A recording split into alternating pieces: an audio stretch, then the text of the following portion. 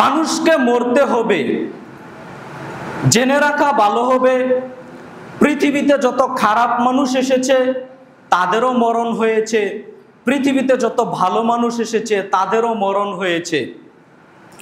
যেমন পৃথিবীর একজন সবচেয়ে খারাপ মানুষ ফেরাউন। ফেরাউনের বিবরণে এসেছে ফেরাউন 1700 বৎসর জীবিত ছিল, এরপরেও কি ফেরাউনের মৃত্যুবরণ করা লাগেনি ভাই? মৃত্যুবরণ করা লেগেছে। সম্মানিত দ্বীনি মুসলিম ভাই ও বোন, আপনাদের আমি বুঝাতে চাইলাম পৃথিবীর সবচেয়ে খারাপ মানুষ তাদেরও মৃত্যুবরণ করা লেগেছে। পৃথিবীর সবচেয়ে ভালো মানুষ কারা? নবী রাসূলগণ ধরতে পারেন, নবী রাসূলগণেরও মৃত্যুবরণ করা লেগেছে। আমাদের নবী মুহাম্মদ সাল্লাল্লাহু আলাইহি সাল্লাম থেকে শুরু করে পূর্ববর্তী যত নবী রাসূলগণ আগমন করেছে সব নবী রাসূলগণকেই মৃত্যুবরণ করতে হয়েছে, একজনও বেঁচে থাকেননি। শুধুমাত্র ঈসা আলাইহিস সালামকে আল্লাহ উপরে নিয়েছেন মৃত্যু না দিয়ে, এরপরেও আল্লাহ আবার কিয়ামতের পূর্বে প্রেরণ করবেন, তিনি আবার দুনিয়াতে বসবাস করবেন, তারও মৃত্যু হবে।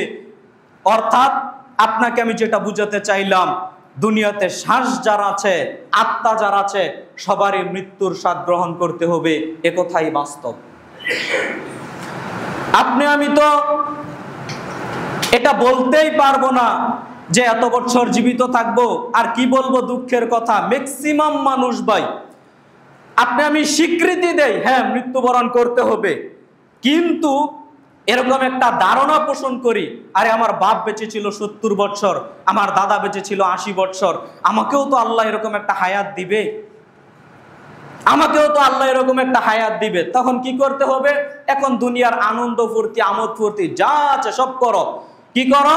যখন বৃদ্ধ হয়ে যাব, টাকা পয়সা তো আছে, হজ করে একেবারে ভালো হয়ে যাব, ভালো মানুষ হয়ে যাব। ভুল হিসাব। আপনি যে এরকম ধারণা পোষণ করে বসে আছেন ভাই, মরণ আপনার কখন চলে আসবে, মৃত্যু আপনার কখন চলে আসবে আপনি কি বলতে পারেন? না, কশ্চিনকালেও কোনো মানুষ বলতে পারে না তার মরণ, তার মৃত্যু কখন চলে আসবে। মরণকে স্মরণ। আবু হুরায়রা রাদিয়াল্লাহু তাআলা আনহু বলেন, রাসূল সাল্লাল্লাহু আলাইহি ওয়াসাল্লাম তিনি বলেছেন, আকসিরু যিকরা হাযিমিল লাযযাতিল মাউত। রাসূল সাল্লাল্লাহু আলাইহি ওয়াসাল্লাম বলছেন, পৃথিবীর মানুষ শোনো, আকসিরু যিকরা হাযিমিল লাযযাতিল মাউত, তোমরা ওই জিনিসটাকে বেশি বেশি স্মরণ করো যেই জিনিসটাকে স্মরণ করলে তোমাদের দুনিয়াবি যত স্বাদ আছে, দুনিয়াবি যত আশা আকাঙ্ক্ষা আছে, যেই স্বাদ যেই আশা আকাঙ্ক্ষাকে একেবারে দুলিকণার নেই উড়িয়ে দেয়, ওই জিনিসটাকে তোমরা বেশি বেশি স্মরণ করো, আর ওই জিনিসটার নাম হলো মৃত্যু।